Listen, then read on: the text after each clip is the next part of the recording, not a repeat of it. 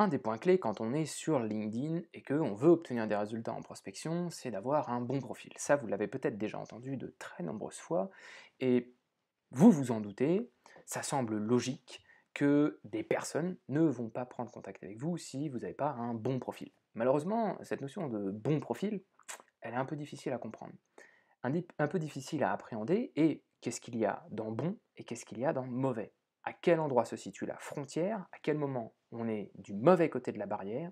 Et à quel moment, en fait, on a un profil qui va littéralement nous empêcher d'avoir des très grands résultats en matière de prospection sur LinkedIn? Ça, c'est le sujet de cette vidéo. Alors, attaquons le vif du sujet. Qu'est-ce qui va faire qu'un profil va être crédible? Qu'est-ce qui va faire qu'un profil va être un bon profil sur LinkedIn? Et qu'est-ce qui va faire qu'un profil est un mauvais profil? Alors déjà, je vais commencer à parler d'un mauvais profil. Il y a plusieurs éléments assez évidents qu'on est capable de lister pour être capable de parler d'un mauvais profil. Un mauvais profil va déjà, premièrement, avoir une mauvaise photo. C'est-à-dire une photo qui va être non professionnelle, c'est-à-dire une photo où, par exemple, on est à moitié positionné, je sais pas trop comment, à une photo de mariage parce que c'est la seule photo où on portait un costume. Et bien ça, par exemple, c'est pas très professionnel, ça dégage pas une image sérieuse de professionnel dans lequel on peut avoir confiance. Parce que ça veut dire qu'on n'a même pas été capable de payer, d'investir pour avoir une photo professionnelle sur son profil. Et ça déjà, eh ben, c'est pas très bon signe. Ça veut dire que finalement, on n'accorde pas beaucoup de valeur à notre profil LinkedIn. Ça, c'est le premier point, une photo non professionnelle. Alors, vous n'avez pas besoin, pour faire une photo professionnelle, d'aller chez le photographe, même si c'est toujours plus agréable. Vous avez simplement besoin d'avoir une photo dans laquelle vous êtes, bien habillé, à peu près bien coiffé, donc pas comme moi en ce moment, hein, mais bon, confinement oblige, c'est un petit peu compliqué d'aller chez le coiffeur, dans lequel vous allez être présentable, avec un sourire assez avenant, et qui va inspirer confiance. Alors, inspirer confiance, c'est une notion un petit peu subjective. Cela dit, bien évidemment, si vous êtes peu éclairé, si on ne voit pas vos yeux, si votre visage n'est pas assez lumineux, si vous tirez la tronche, voilà ce que l'on pourrait appeler une photo peut-être pas assez avenante. Voilà, donc ça dans les grandes lignes. Premièrement, la photo de profil. Hyper important. Si vous n'avez pas de photo de profil, bah forcément ça va beaucoup impacter. Et là, oui, on peut commencer à dire que ça c'est la première case, cocher profil bancal. Premier point donc. Deuxième point, ça va être la bannière qu'on va avoir au-dessus de notre profil. Alors, si on a une bannière qui n'est pas remplie, ben, encore une fois, ça envoie le signal que finalement notre profil n'est pas si important que ça et qu'on n'a même pas fait l'effort d'aller sur Canva, cliquer sur bannière et essayer de trouver un design un petit peu sympa. Donc si je vous montre rapidement, hein, il n'y a rien de très sorcier. Si je vais ici, par exemple, je vais dans Canva, ok, ça va pas me prendre une éternité. Réseaux sociaux, alors je peux prendre, je sais pas si j'ai bannière. Je peux prendre une bannière couverture Facebook, par exemple. Alors c'est pas exactement la même taille, c'est pas exactement le même truc, mais globalement ça va à peu près le faire. Et là on peut très bien prendre quelque chose soit comme ça, par exemple ici, on va remplacer les photos et on va mettre 2-3 photos, quelques informations, etc., sachant qu'ici va se retrouver notre photo de profil et on peut mettre voilà, le nom de l'entreprise, éventuellement 2-3 choses tout à fait sympathiques. Il y a énormément de design, ça ne prend pas une éternité à faire, on peut même faire quelque chose de parfaitement inspiration, c'est-à-dire un design comme ça, dans lequel on mettrait juste notre slogan partez à la conquête, comme dans mon cas, voilà, partez à la conquête, point, c'est tout. Une image de photo comme ça, un truc sympa, et là, on pourrait le télécharger, voilà, on le télécharge, et je vais en profiter pour mettre à jour ma bannière sous vos yeux. Vous allez voir ça, c'est assez épatant. Donc ça, on va dire, c'est la deuxième étape, hein, quelque chose qui... donc moi, ce que j'aime bien sur les bannières, c'est pas forcément de mettre un truc où on va essayer de racoler comme un malade avec tout un tas de trucs, de promesses, de PDF, de machin, de bidule, mais plus quelque chose d'inspirationnel, c'est-à-dire quelque chose qui va essayer de donner un symbole ou une idée ou une promesse qu'on essaie d'amener. Donc voilà, là je prends ça, ok, delete photo, et je vais, no thanks, allez, delete, bon apparemment ça bug un petit peu, allez, bon je ne sais pas ce qui se passe, change photo, je vais changer la photo, voilà, téléchargement, partez à la conquête, hop, et ici, je vais avoir cette image-là, partez à la conquête, parfait. Et alors soit je peux zoomer, voilà, je peux zoomer, je peux faire ça, mais ça ne m'intéresse pas. Donc ouais, là j'ai fait une bêtise, je vais dézoomer, voilà, parfait, apply. Et voilà, là je viens de modifier ma bannière, vous avez vu, c'est très rapide, ça n'a pas mis de temps, et ça me permet de très rapidement faire les choses. Donc voilà, c'est quand même pas compliqué de faire ça. Vous avez vu, là, je vous l'ai fait devant vos yeux, ça a pris 30 secondes. Bam, top, créneau. Donc ça, c'est le deuxième point pour, encore une fois, avoir un profil non bancal. On va dire ça comme ça. Ensuite, qu'est-ce qu'on va aller dérouler? Donc si je reprends l'exemple de mon profil, donc voilà, on y est. Ici, l'idée, c'est d'avoir une promesse. Ça, c'est le premier point, parce que ça veut dire qu'on a le souci d'être clair vis-à-vis de celui qui tombe sur notre profil, de ce qu'on va lui permettre d'atteindre. Donc c'est ça que j'entends par promesse. Bien évidemment, l'objectif d'une promesse, c'est d'être le plus concret, le plus tangible possible, le plus objectif possible au sens observable, et ça, forcément, ça va monstrueusement nous aider pour la suite. Ensuite, ici, l'idée, c'est d'avoir une petite section résumé dans laquelle on va... Alors, il y a tout un tas de structures qu'on peut utiliser. Moi, j'aime bien la structure où je vais commencer par dérouler les problèmes de mon client et sur lequel ensuite je vais raconter une histoire et comment moi j'ai pu résoudre ce problème pour inspirer les gens et leur dire bah, en fait je suis compétent pour résoudre ces problèmes-là, hein, mais par le biais d'une histoire, je vais transmettre ça. Donc d'avoir un résumé crédible, donc voilà dans les grandes lignes. Ensuite ici, eh bien, dans le featured, l'idée c'est d'avoir des contenus supplémentaires, c'est d'avoir des éléments de ouais, de partage d'expertise, de conseils supplémentaires que vous allez pouvoir ramener. Et donc ça, eh bien, encore une fois, ça va permettre de crédibiliser votre profil, donner de la matière, donner du grain à moudre.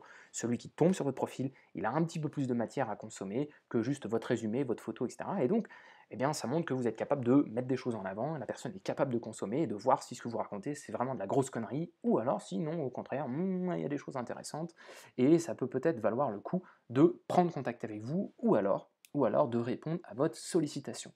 Donc ça, déjà, on est déjà sur des éléments déjà de base assez intéressants. Ensuite, qu'est-ce qu'on va aller chercher? Donc là, vous avez vu, j'ai ici quelle stratégie pour prospecter en plein Covid, j'ai ici un PDF, 27 styles de titres de profil, et ici j'ai par exemple un article, faire le tri parmi les prestataires de prospection sur LinkedIn, et ici j'ai un PDF que l'on peut récupérer, comment obtenir 17 rendez-vous par mois avec des patrons de PME ETI en moins de 30 minutes par jour. Donc ça permet de donner des contenus supplémentaires, et ici j'ai une annonce, bon ça n'a rien à voir, voilà. Ensuite, ce qui se passe en termes de crédibilité, ben ici, il y a le nombre d'abonnés, hein, malgré tout. Ça permet d'amener une certaine crédibilité, parce que le nombre d'abonnés, ça veut dire qu'on utilise la plateforme, ça veut dire qu'on a constitué une audience, ça veut dire qu'on a fait l'effort de construire une communauté, et donc, a priori, eh ben, c'est rassurant, parce qu'on n'a pas débarqué ici avant-hier, on n'a pas 150 abonnés, 150 contacts, et donc ben, ça, forcément, ça permet de rassurer, parce que ben, ça veut dire que on n'est pas nouveau sur le truc, on a déjà une certaine légitimité, on a déjà construit quelque chose, et donc bah, ça forcément ça rassure, et s'il y a beaucoup de personnes dans notre réseau, eh bien ça veut dire que ça va amener une certaine forme de preuve sociale, ça veut dire qu'il y a d'autres personnes qui ont accepté, ça veut dire qu'il y a d'autres personnes qui ont décidé de faire partie de notre réseau, ça veut dire qu'il y a d'autres personnes qui ont probablement accepté de discuter avec nous. Donc ce taux ici d'abonnés, bien évidemment, va contribuer massivement au fait de dégager cette perception d'un profil non bancal. Alors, si on continue dans la suite logique, ici, ce que l'on a, c'est bien évidemment nos contenus. Okay, donc l'idée ici, hein, ça va être de regarder les différents contenus qu'on va publier. D'où l'intérêt en fait de publier tout un tas de contenus. Alors pour l'instant, je fais des contenus qui marchent vraiment pas terrible. Je ne sais même pas si j'en ai un qui a passé les 3000 vues. Bon voilà.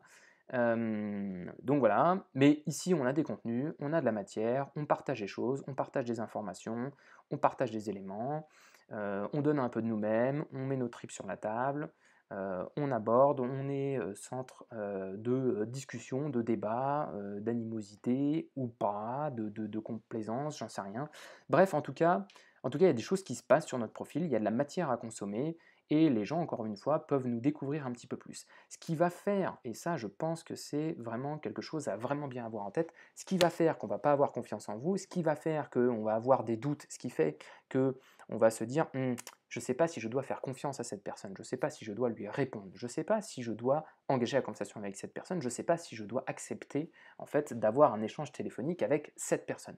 Eh bien, ce qui va dégager ce sentiment, aussi simple que ça puisse paraître, c'est qu'en fait, on se dise je ne le connais pas vraiment, et ce type a probablement des choses à me cacher, ou ce type me cache probablement des choses.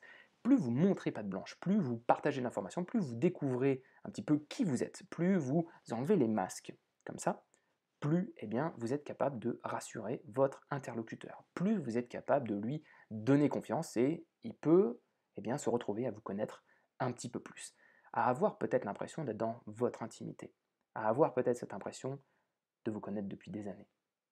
Et ça, c'est possible parce qu'on va notamment faire des publications qui vont peut-être être un petit peu plus personnelles, des publications où on va raconter peut-être des erreurs qu'on a pu faire, des leçons qu'on a pu apprendre du passé. Bref, des choses qui font que on est un être humain comme les autres. Et ça va beaucoup beaucoup contribuer au fait que il y a des gens qui vont répondre, il y a des gens qui vont accepter de discuter avec vous. Ça paraît trivial de dire ça, mais malheureusement c'est un petit peu souvent occulté. Et on se dit, ben voilà, c'est un nouveau levier, je vais prendre contact comme un fou furieux.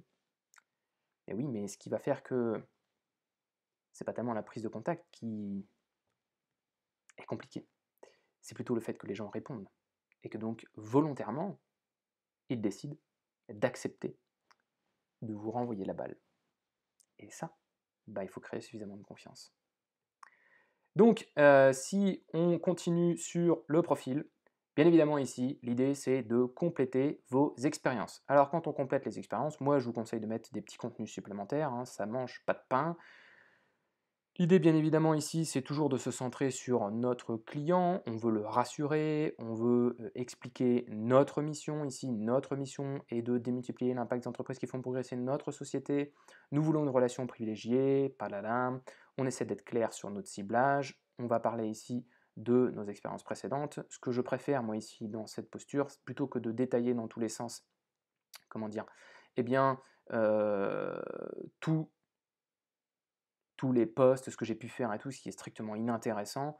J'ai plutôt cherché à essayer de faire un contenu ici sur quelque chose qui peut être utile à celui qui tombe sur mon profil. Bien évidemment, ici, on va compléter son éducation. Ça peut être intéressant ici d'aller sur LinkedIn Learning et de suivre des formations pour pouvoir avoir ces fameuses licences et certifications et les afficher sur notre profil. Et bien évidemment, il y a cette partie recommandation qu'il ne faut pas négliger, hein. Cette partie recommandation est même centrale. Chez moi, elle est un peu faible, j'ai pas suffisamment la démarche d'aller demander à mes clients de mettre des recommandations, c'est une erreur, clairement. Je devrais chercher à en avoir beaucoup, beaucoup plus, mais c'est pas très très grave parce que je publie beaucoup. Mais si vous publiez peu, bien évidemment, ça va être hyper essentiel ici de vraiment avoir des éléments que d'autres personnes en fait disent ah oui, ce type, vous pouvez lui faire confiance. Donc ça, c'est important à avoir en tête. Et quand vous avez ça, vous avez déjà 80% d'un profil qui n'est pas bancal et 80% d'un profil qui fait qu'on va accepter de discuter avec vous et que donc vous aurez des résultats en matière de prospection sur LinkedIn. Autrement, il est fort probable que vos résultats, vos performances soient assez déplorables en matière de prospection sur LinkedIn. En soi, le processus de prospection, c'est-à-dire les étapes, ne va pas être fondamentalement différent entre mon profil et votre profil. Par contre, les taux de retour vont être dramatiquement différents si vous avez un profil bancal ou si vous avez un super profil. Ça, c'est vraiment essentiel de comprendre ça. Et quand vous comprenez ça et que vous mettez en place step by step tous les pas, donc ça c'est ce sur quoi on accompagne nous nos clients, bien évidemment vous avez des résultats beaucoup beaucoup plus importants. Alors si vous avez aimé cette vidéo, mettez un j'aime, mettez un commentaire, dites-moi ce que vous en pensez, où est-ce que vous en êtes vous dans votre démarche de prospection sur LinkedIn, votre profil LinkedIn, est-ce qu'il est bancal, est-ce qu'il n'est pas bancal, à quoi est-ce qu'il ressemble, quelles sont les prochaines étapes sur lesquelles vous devriez appuyer pour faire en sorte d'avoir un super profil si ce n'est pas déjà le cas. Donc ce sera un plaisir de lire vos commentaires, de répondre à vos commentaires, éventuellement de faire des vidéos complémentaires par rapport aux questions que vous pourriez avoir. Et bien évidemment, si vous n'êtes pas abonné à la chaîne, je vous encourage très vivement à vous abonner à cette chaîne parce que je vais publier pas mal de vidéos sur le sujet et vous allez progresser comme ça si vous suivez les conseils que je vous donne sur la démarche de prospection sur LinkedIn, sur la prospection sur LinkedIn, sur le développement business. Donc, si vous n'êtes pas encore abonné, abonnez-vous, c'est le moment de le faire, faites-le maintenant, abonnez-vous, activez la cloche des notifications, comme ça vous recevrez un petit email quand je publierai une nouvelle vidéo, et comme ça vous êtes sûr de ne pas les manquer. Sinon, il faudra retourner régulièrement sur ma chaîne et voir les dernières vidéos que j'ai publiées, c'est possible aussi, mais voilà, c'est juste une étape supplémentaire, et vous pourriez passer à côté de certains contenus. Donc si ce n'est pas encore fait, mettez-moi un pouce bleu, un like si vous avez aimé cette vidéo, si vous n'avez pas aimé, mettez un dislike, mettez un pouce comme ça.